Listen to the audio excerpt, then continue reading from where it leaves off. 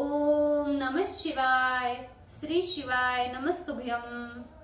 श्री आदिशक्ति पार्वती माताए नमः। श्री विघ्नेश्वराय नमः। श्री लक्ष्मी नारायणे नमः। श्री सरस्वती ब्रह्माय नमः। श्री सियारामे नमः। श्री रामदास हनुमाने नमः। श्री राधेश्यामे नमः। हे शिवजी, તમારી કૃપાથી હું આ શિવ પુરાણ વાંચી રહી છું અને મારી મમ્મી, બેન, ફ્રેન્ડ અને તમામ શ્રોતા શિવ પુરાણ સાંભળી રહ્યા છે। અમે બધા શિવ પુરાણનું જ્ઞાન પ્રાપ્ત કરી શકીએ એટલી શક્તિ પ્રદાન કરજો અને શિવ પુરાણનું તેજ સહી શકીએ એટલી ક્ષમતા પ્રદાન કરજો। હે વિઘ્નેશ્વર ગણપતિ બાપા, તમે શિવ પુરાણના વંચનમાં આવતા તમામ વિઘ્ન હરજો।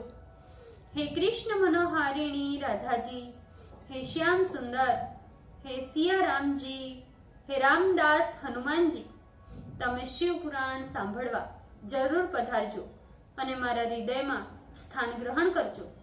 ओम नमः शिवाय। श्री शिवाय नमस्तुभ्यम। छठी संहिता।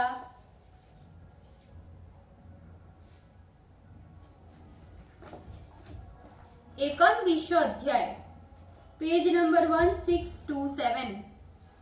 यतियों का दाह निषेध, खनन का विधान और दशाहंत कर्म का वर्णन। वामदेव जी बोले, हे स्कंद जी, मैंने सुना है कि मुक्त यतिया का दाह नहीं करना चाहिए। उनके मर जाने पर उन्हें किसी शुद्ध भूमि में खन कर गाड़ देना चाहिए। हे गुरु, इसका क्या कारण है, उससे प्रेम पूर्वक बताइए, क्योंकि आप जैसा वक्ता तो तीनों लोकों में नहीं है, जो पूर्ण अहम भाव को प्राप्त कर देह पंजर से मुक्त हो गए हैं और जो उपासना मार्ग से मुक्त हो परम पद को प्राप्त हुए हैं। हे भगवान, हे शिव पुत्र, उनकी गति में विशेषता क्यों है? मुझे अपना शिष्य समझकर इन बातों का उपदेश कीजिए।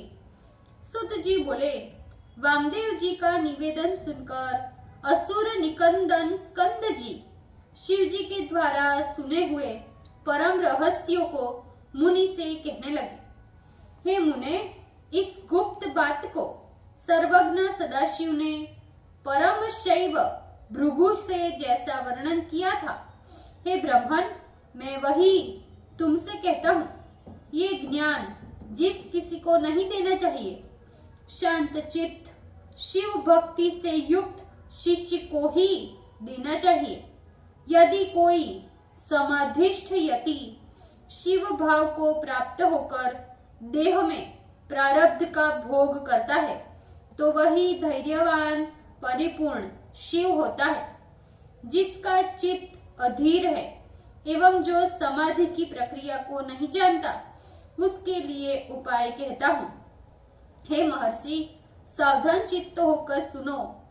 वेदांत शास्त्र के अनुसार ज्ञाता, ज्ञान एवं ज्ञेय ये तीन पदार्थों को जिस प्रकार त्रिपुटी में ध्यान किया जाता है, उसे गुरु के मुख से सुनकर साधक को यम नियम का अभ्यास करना चाहिए और उसी प्रकार से यम नियम का अभ्यास एवं प्रणव का जप करते हुए शिव ध्यान में परायण रहना चाहिए।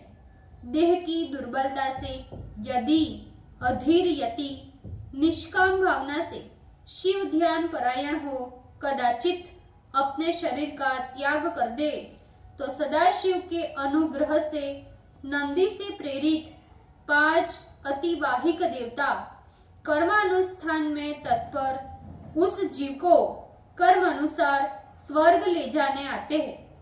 अग्नि के अभिमानी, तेजो मात्रा के अभिमानी, दिन के अभिमानी, शुक्ल पक्ष के अभिमानी और उत्तरायण के अभिमानी, ये 5 अर्ची मार्ग के अभिमानी देवता है। ध्रुमाभिमानी, रात्रि के अभिमानी, कृष्ण पक्ष के अभिमानी एवं 6 मास दक्षिणायन के अभिमानी, ये 5 देवता धूम्र मार्ग के अभिमानी हैं। हे महामुनि वामदेव, अब सावधान हो, इनकी वृत्ति को सुनो।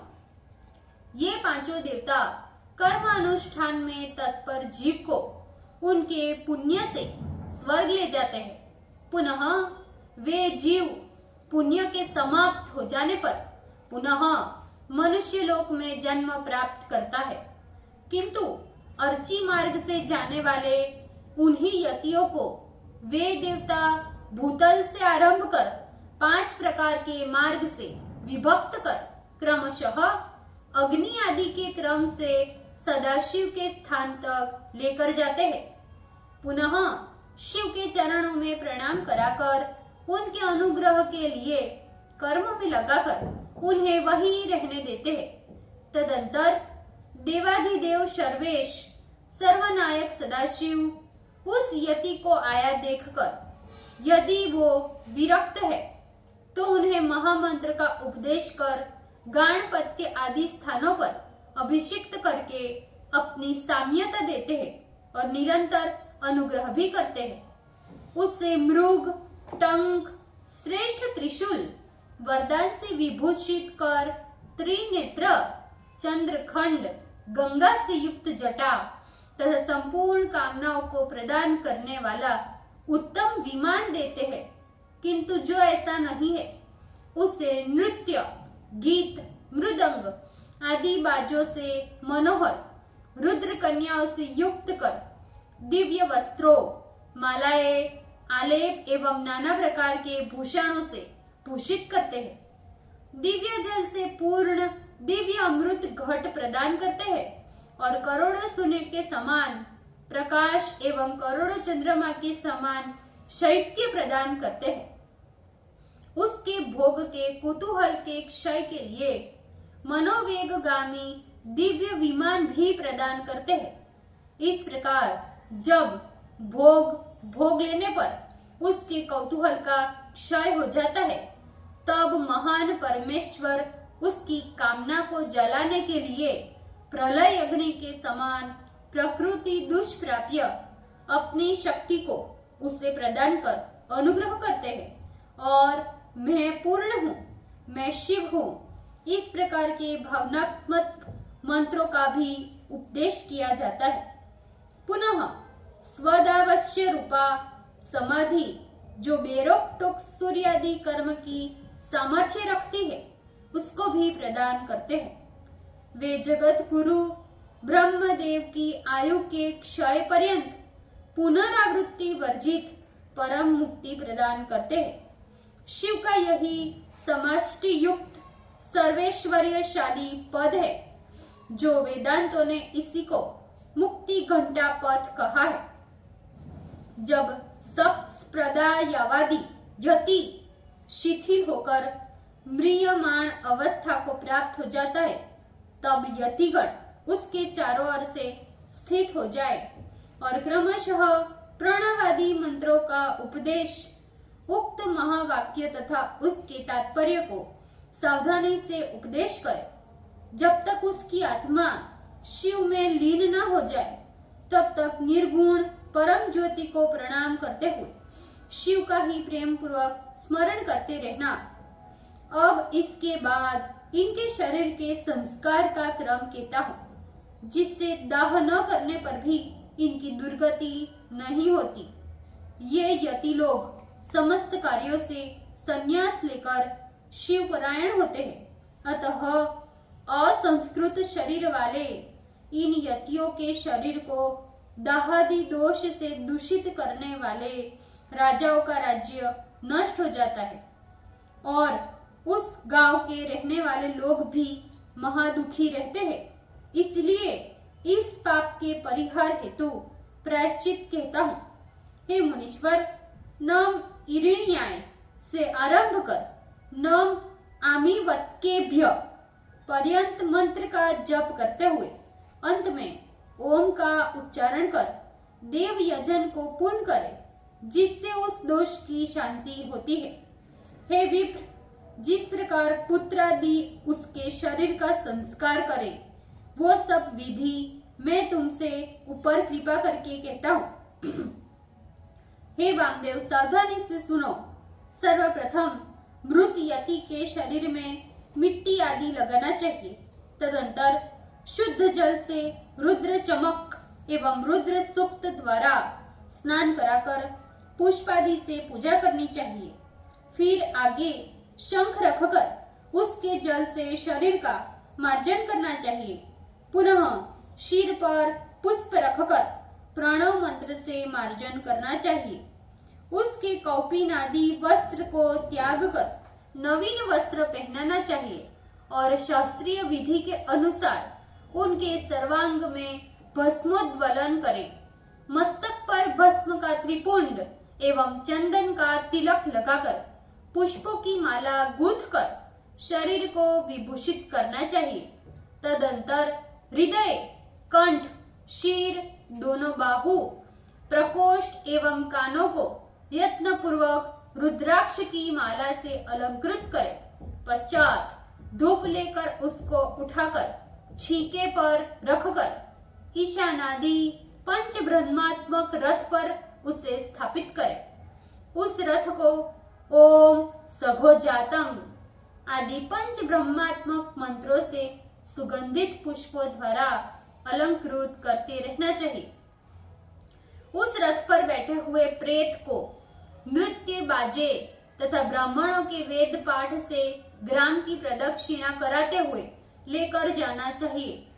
तदंतर ग्राम के पूर्व अथवा उत्तर किसी पुण्य वृक्ष के सन्निहित पवित्र स्थान में वे सभी यति एक डंडे के बराबर जमीन खोदकर उस देव यजन को ओंकार पूर्वक महाव्यहति का उच्चारण तथा प्रोक्षण कर उसमें क्रमशः उत्तराग्र शमी पत्र बिछाए, उस पर फूल का आस्तरण करे, उस पर कुशा बिछावे, फिर मृग चर्म बिछाकर उस पर वस्त्र बिछाए। ओंकार युक्त पंच ब्रह्म के मंत्रों से मृत यति के शरीर का प्रोक्षण कर रुद्र सूक्त एवं प्रणव से शरीर का अभिषेक करे। तदंतर शंख का जल छिड़क कर शिष्य पर सिर पर पुष्प रखे। ये प्रेतात्मा का सारा कार्य शिव स्मरण में तत्पर होते हुए करना चाहिए। फिर ओंकार का उच्चारण करते हुए स्वस्ति वाचन कर शरीर को उठाकर उसे योगासन से युक्त कर जिस किसी प्रकार पूर्वाभिमुख उस गर्त में बिठाए, सुगंधित फूल से अलंकृत करके विष्णु हव्यम रक्षस्व ये मंत्र पढ़कर गुग्गुल का धूप दे। मृत यति के दाहिने हाथ में दंड एवं बाएं हाथ में जल से पूर्ण कमंडलू प्रजापते न इस मंत्र को पढ़ते हुए प्रदान करें। ब्रह्मज ज्ञानम प्रथम इस मंत्र से मस्तक का स्पर्श कर रुद्र सूक्त का जप करते हुए भ्रूह के मध्य का स्पर्श करें। मानो महंतम इत्यादि 4 मंत्रों से नारिकेल द्वारा मस्तक का भेदन करते हुए गर्त को पूर्ण करें। 5 ब्रह्म के मंत्रों से स्थल का स्पर्श कर शिव परायण हो। यो देवानाम यह से प्रारंभ कर यह परह स महेश्वर इस मंत्र का पाठ कर संसार के भेषज सांब सदाशिव है, वे ही सर्वज्ञ सर्वतंत्र स्वतंत्र एवं सर्वानुग्रह करता है, ऐसी प्रार्थना कर 1 हाथ ऊंची 2 हाथ लंबी चौड़ी चौकर मिट्टी की वेदी बनाकर गंध अक्षत सुगंधित पुष्प बिल्व पत्र तथा तुलसी से उसका पूजन करें। प्रणव मंत्र के द्वारा धूप दीप पय एवं हविष्य प्रदान कर 5 बार प्रदक्षिणा एवं 5 बार नमस्कार करें। पुनः 12 बार प्रणव जप कर प्रणाम करें और चारों ओर प्रणव का उच्चारण करते हुए ब्रह्मार्घ दे। इस प्रकार 10 दिन पर्यंत करते रहना चाहिए। हे मुनि श्रेष्ठ, अब यतियों की एकादशा विधि जिस प्रकार होती है उसका स्मरण करो। ओम नमः शिवाय। श्री शिवाय नमस्तुभ्यम। भूल चूक माफ करजो, शिवजी कृपा रखजो। આજના શિવપુરાણના વંચનનું પુણ્ય મને પ્રદાન કરજો શિવજી. ઓમ નમઃ શિવાય. શ્રી શિવાય નમસ્તુભ્યમ.